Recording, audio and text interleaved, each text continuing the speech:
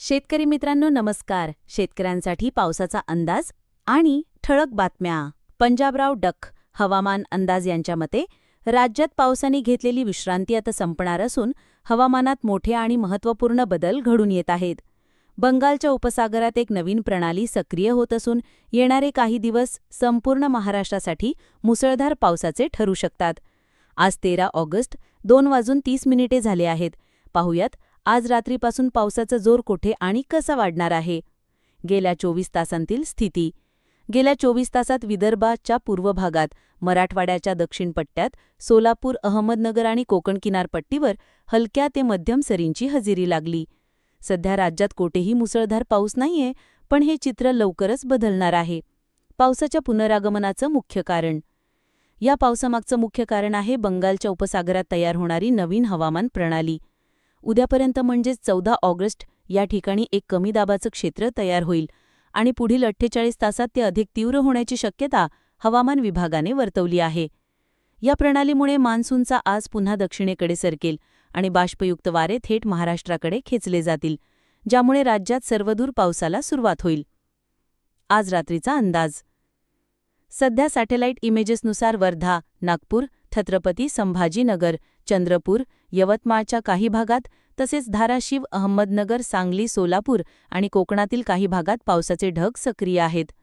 आज रात्री अहमदनगर, बीड, धाराशिव, लातूर, सोलापूर, सांगली, सातारा, कोल्हापूर, रत्नागिरी, सिंधुदुर्ग तसेच विदर्भातील यवतमाळ, चंद्रपूर, गडचिरोली, भंडारा, गोंदिया आणि वर्धा या जिल्ह्यांमध्ये पावसाची शक्यता आहे.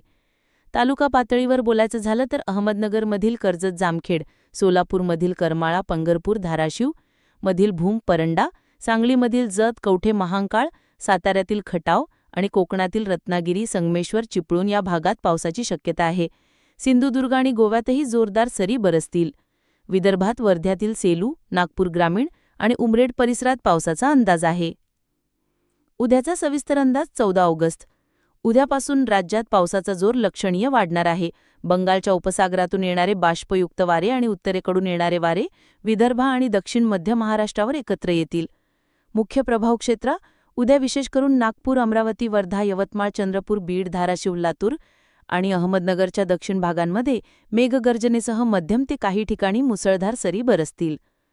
इतर प्रभाव क्षेत्र यासोबतच भंडारा, गोंदिया, गडचिरोली, नांदेड, हिंगोली, वाशिम, अकोला, बुलढाणा, जळगावचे पूर्व भाग, छत्रपती संभाजीनगर, जालना, परभणी, सोलापूर, अहमदनगर, पुणे, सातारा, सांगलीच्या पूर्व भागांतही विजांच्या कडकडाटासह मध्यम ते जोरदार सरींची शक्यता आहे.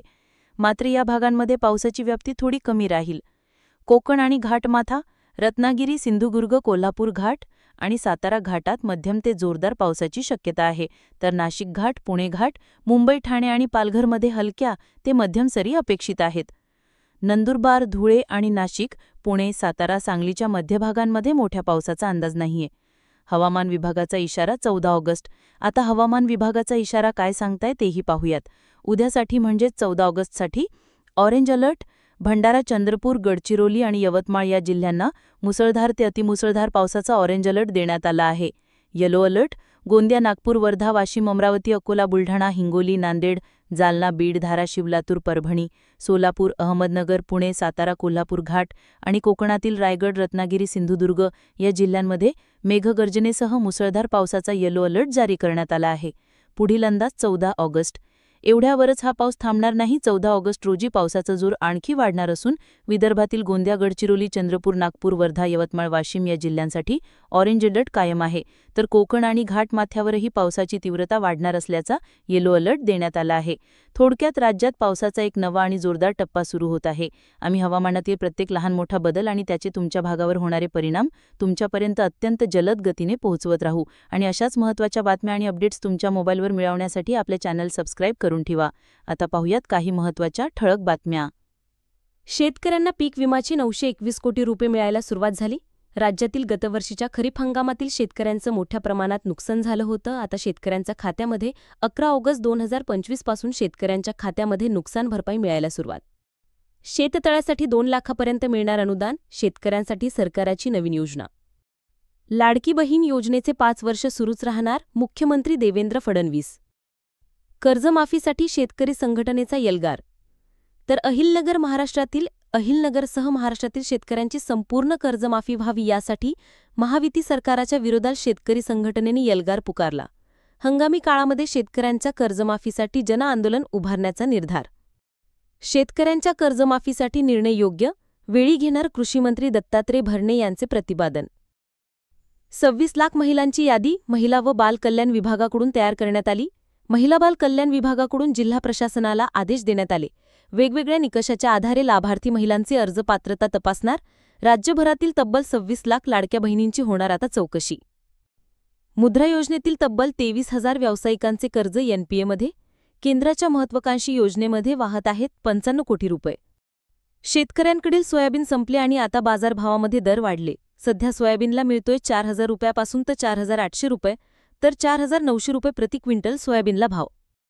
सावधान, शेतातील मोटरपंप जात आहे चोरीला. शेतकऱ्यांचे नुकसान. मोटरपंप चोरीचा प्रश्न पुन्हा ऐरणीवर.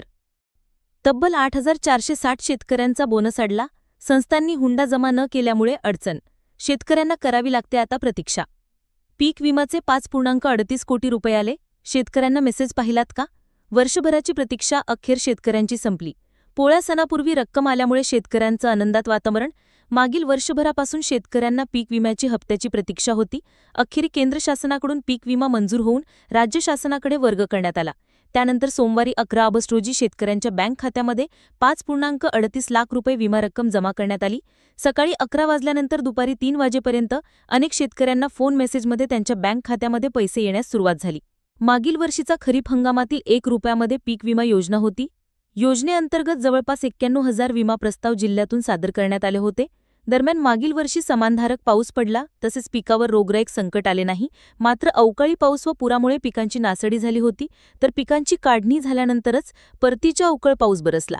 यामुळे शेतकऱ्यांचं अतोनात नुकसान झाले होते. शेतकऱ्यांच्या तोंडाजवळ आलेला घास विरोला गेला होता. शेतकरी मोठ्या संकटात सापडले. दरम्यान ज्या शेतकऱ्यांनी आपल्या पिकांचा विमा उतरवला व नुकसान भरपाई झाल्यानंतर त्यांची ऑनलाईन नोंद केली अशाच शेतकऱ्यांचा विमा प्रस्ताव मंजूर झाले. परंतु विमा रक्कम प्राप्त झाला नव्हती. उशिरा का होईना ही रक्कम शेतकऱ्यांना प्राप्त झालेली आहे. तर पोळा सणाच्या तोंडावर शेतकऱ्यांना विमा रक्कम मंजूर होऊन त्यांच्या बँक खात्यामध्ये जमा झाल्यामुळे त्यांचा आनंद ओसळून वाहत आहे.